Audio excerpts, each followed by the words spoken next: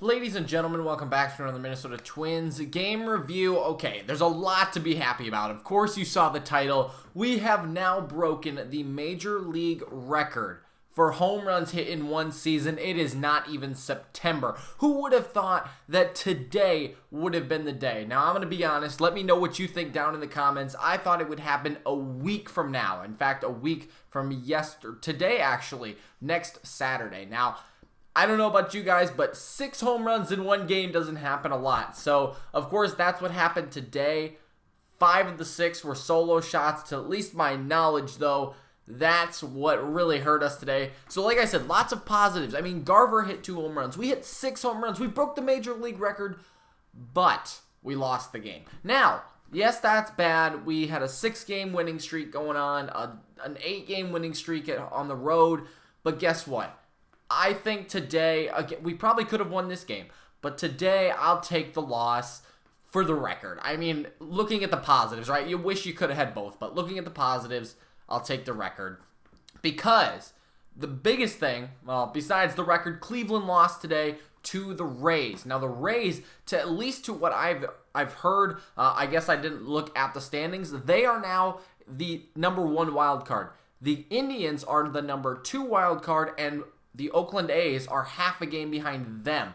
Now, Charlie Morton's going on the mound tomorrow. They could get swept, so that's really good. But let's talk about this game, of course, because the Twins, they're record breakers. They did lose the game 10-7. They had chances. I think they got screwed a little bit, but the home runs, almost all of them being solo shots, that's what really didn't help us. Yeah, only one of them was a 2-run home run by Polanco, who also, another record was broken today, 8 players with 20 home runs on the Minnesota Twins. That has never happened before. I think it was 2 days ago on this day in history when I talked about the Orioles becoming the first team to have 7 players. Well, we broke it today. 8 players with at least 20 home runs. Let's go through this game. We're going to start with the hitting because the pitching really let us down in one inning. We're going to go through the plays. We're going to go through every inning here. We're going to start in the first because the first inning, that was Garver's first home run of the day. He hit 2, as I mentioned. The first one, his 25th of the season, it was on a 2-0 pitch. Absolutely hammered it off of Boyd. Now, Boyd actually got the win in this game, and Perez got the loss, even though really that it sucks. I mean, that's just, it tells you how much the win-loss really means, but one bad inning, I tell you what. But Garver hits the home run. Polanco singles. Unfortunately, we can't get him around, but 25 home runs for Garver at this point in the game in the first inning. We did give up a run in the bottom of the first inning, and it was 1-1. I think that's what really changed this game was we gave them a run back, right? I mean, it was like we gave them a run that halted our momentum a little bit maybe, and that's why, well, the third inning really hurt us. But I just think if we didn't give that run back right away, it might have been a different game. We did take the lead back, though, when Max Kepler, who was 1 for 16 against Boyd, he hits a home run. And that was his 36th of the season from the 8-hole today. How about that? But they were up 2-1. Third inning, we did not score, but we did get a single. Nelson Cruz, he singled. And in the fourth, everybody struck out. I mean, Miguel Sano, he had a really tough day. Everybody struck out in the fourth. Now, this is where things get really interesting. I mean, this is where we really probably should have won the game. We gave up 7 runs in the bottom of the third. It is now 8-2. Garver walks with 2 outs, and Polanco hits a home run. He hit his 20th home run. That became the 20th or the 8th player with 20 home runs. Of course, we all were waiting on him. We thought it'd be Scope, but it actually ended up being Polanco. So we were back in this game. It was 8-4. Then we score another one in the 6th. CJ Cron homers. And, you know, things are looking good. I mean, we are en route to completing this comeback. In the 7th inning, we did not score, and it really sucked because Max Kepler leads off with a single. Jonathan Scope grounds into a double play. Now, if he singles on this, hypothetically, if he singles on this, there is nobody out. Garver walks. It's bases loaded for Polanco and the rest of the middle of the lineup. Now, I wish that could have happened because, of course, bases loaded, nobody out is a lot different from 1 runner on and 2 outs. Again, you're playing hypotheticals. That doesn't really work. But you know what I'm saying is that could have been our big inning. Same with the 8th inning. This is frustrating. I guess you could say the least. We struck out the side, or we struck out more than the side in this inning. We struck out 4 times in this inning. Cruz homers, his 34th of the year.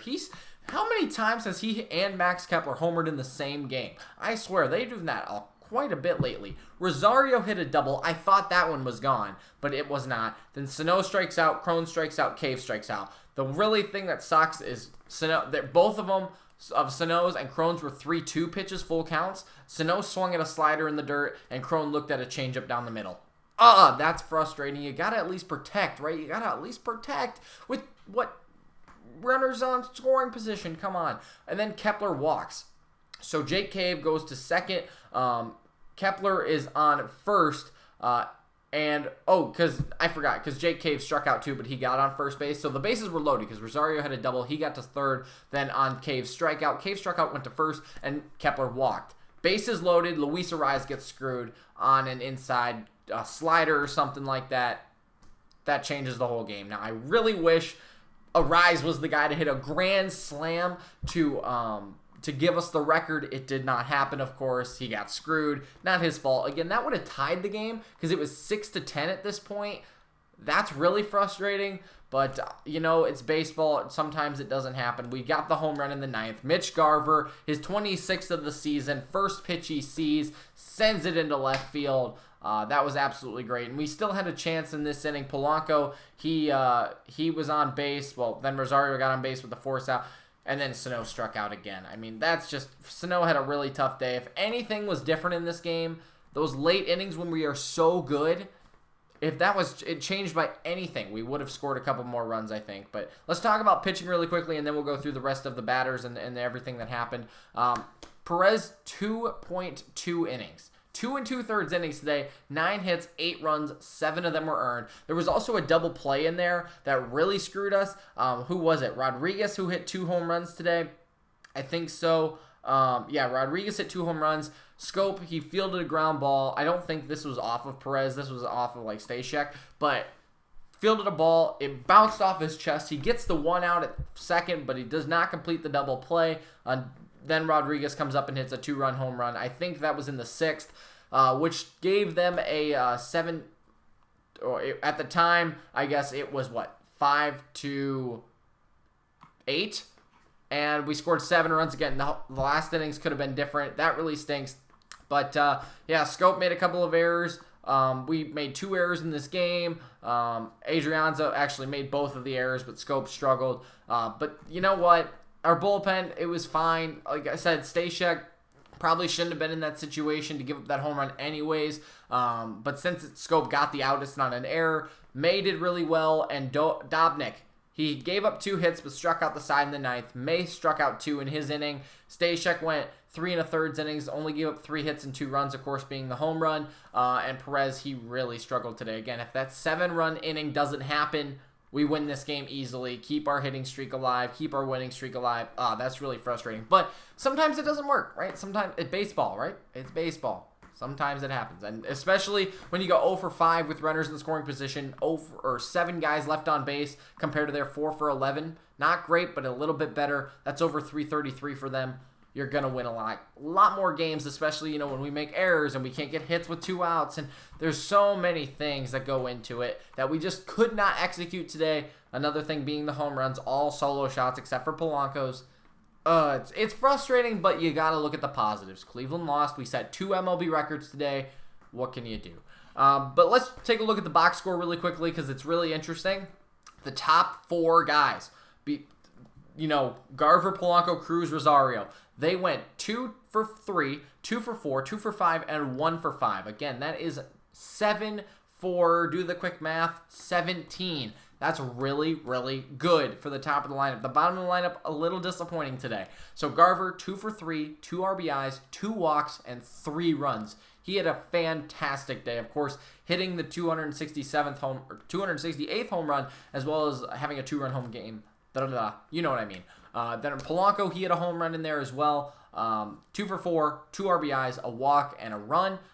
Cruz, 2 for 5, a run, and an RBI on his home run. Rosario only had the double. Should have been a home run, but whatever. Sano 0 for 5 with 4 strikeouts. Crone, 1 for 4. Yes, he did hit the home run, but he had 3 strikeouts. Then Adrianza, 0 for 3. Cave, 0 for 1, even though he got on base. Then Kepler, 2 for 3. Right smack dab in the middle of everyone else doing bad. He hit a home run, 2 for 3, a walk, an RBI and a run. And then Scope, 0 for 3 tonight. Arise, 0 for 1. That really stinks too, because that was with the bases loaded. So, of course, you can see where we lost the game today. Several things stand out, but 2 MLB records. Cleveland loses. We get Detroit again for, 2 more games? We're going to be okay. Thanks so much for watching. I hope you guys enjoyed the video, though. Leave a like, subscribe if you enjoyed it, and we'll see you next time. Peace out.